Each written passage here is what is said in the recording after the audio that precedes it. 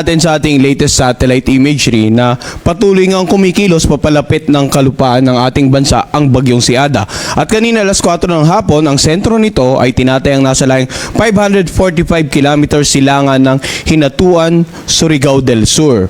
Taglay ng bagyong si Ada ang lakas ng hangin na umabot ng hanggang 45 km per hour malapit sa gitna nito at ang pagbugso aabot naman hanggang 55 km per hour.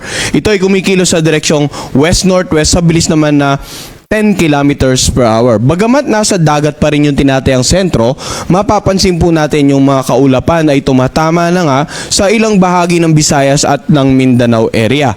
Samantala ang amihan or northeast monsoon nakakapekto pa rin sa nakararaming bahagi ng Hilaga at Gitnang Luzon.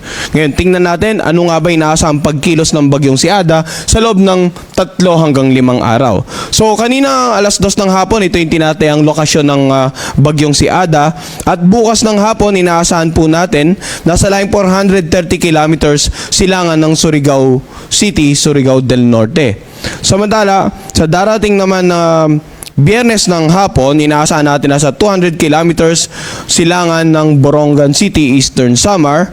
Sa darating naman na Sabado ng hapon ay nasa layong 130 kilometers silangan ng Biracatan-Duanes. Sa darating na Linggo, 375 kilometers east-southeast ng Kasiguran, Aurora. At sa darating naman na Lunes, 525 kilometers east ng Kasiguran, Aurora.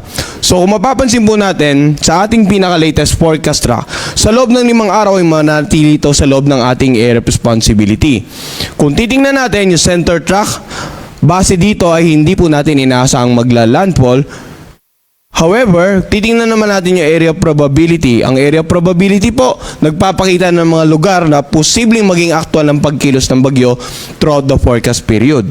So, hindi natin nirurule out yung possibility na posible palang mag-landfall dito sa may bandang Eastern Visayas or dito sa may bandang Bicol region, no? So dapat maging handa po yung mga kababayan natin dito nga sa Eastern Visayas at maging sa Bicol region sa senaryo ng posibleng paglandfall.